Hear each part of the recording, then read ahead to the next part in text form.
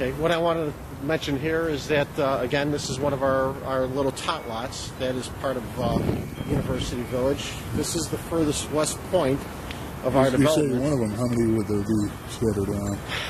Well, we have the tot lot, we have a playground park, we have a rose garden, we have a couple areas that we call Sundial Park, we have our fountain park, and as well as our little green beltway. And also, finally, which I'm kind of proud of, is, and it's under construction right now, is a small dog park. Is that a park for small dogs, or just a? It's a park for small dogs. It's somewhere for people to take their dogs to maybe just run around just a little, and you take a big dog there too. Yeah, and do their business. So it's. It was neat. It was something that was well planned in our last phase. It's a cold day in March, if anyone's wondering where the kids are. All right. How about to our west here, and what you're looking at is the old South Water Market that, if people remember, not more than a few years ago, was bustling with a lot of the fruit and vegetable that was being served in our restaurants and a lot of our stores. Enterprise Development has purchased the property and has done a wonderful job in their conversion of it. I think they've created somewhere in the area of 900 new condos. So it's a great addition to University Village. It's extended the neighborhood and. It's really buffered and anchored. Sure. Your part of the neighborhood too, hasn't it? You go when you go a little further, there's Roosevelt Square. That I know that's a massive redevelopment of the old Abla public housing project. What you see to the south there is your neighborhood, Pilsen. And I know there's some developers making some changes there as well, and so the area is growing. It's becoming a really great neighborhood. What people want to know when they're buying into a new neighborhood, among other things, is what kind of appreciation have people seen on some of the units down here? I won't really quote numbers, but it's been substantial. In the early phases, I'm sure some as much as, in the condos, as much as $100,000 of appreciation in their homes. So. What do you have left now, and what's that selling for? What we have left is we had 36 single-family homes. We've sold all but 5. There's 5 premium lots that are remaining, and we have condominiums. They're walk-up condominium types, as well as some really great townhomes on our large park, and I'd be happy to walk you over there and take a look. Let's do it. Let's talk price range while we're on the way. Single family home would set me back how much? Our lowest price single family home, I believe, is $975. It goes up to, I believe, $1.4 million for a corner lot. When you are talking about our townhomes, I believe, were in the high 500s, just below $600,000. And I believe those go as high as $750,000. And the walk-up condominiums. We swing around. Are we looking at two-car parking on some of these units? All our townhomes are 2-car garages. And hey, Keith. And what you have here is some of our townhomes have incorporated some flats on the ground floor. What we have is what's called a 2-over-1 type product, where we have a 1-bedroom condominium on the ground floor and a 2-story townhome up above. So a lot of those units had a 1-car garage. So. How big a factor has the university been in your buyer mix? A lot of people affiliated with it? Or?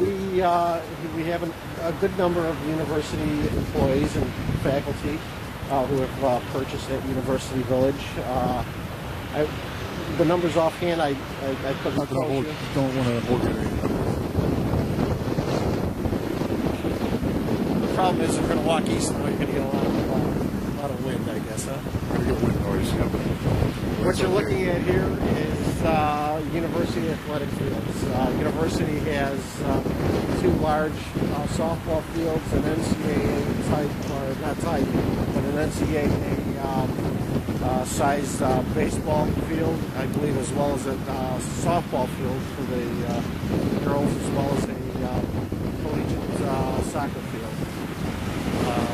So we're right on the edge of university grounds here. We're right on the edge of university grounds. It's something that was redeveloped in the early to mid-90s.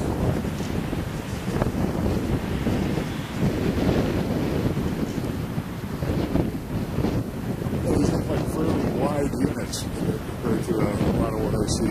I honestly am very happy with these particular type of units here. They're wide and very efficient. They're two-bedroom, either two-bath or one-and-a-half-bath condominiums. They're nice size. They're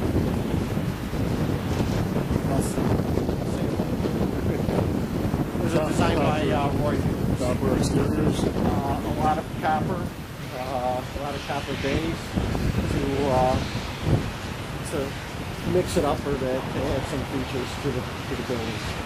Roy Cruz is not a name that a lot of consumers are going to know, but for people in the building business, they've known Roy for well over 30 years. He's done tens of thousands of units in Chicago. Roy has done some really great projects in the city of Chicago. Offhand asking me what names I can't tell you. But, again, he's not a public name, but builders like Roy because he builds a marketable, solid product. He understands the building process from start to finish. Now we have almost a formal gateway. What's the story on a this? number of our locations, again, part of the landscape design or the hardscape design, we've incorporated not only substantial wrought iron fences, but obelisks in many locations, along with lights and signage. So that's to just create a sense of place that's different, or whatever. Sure.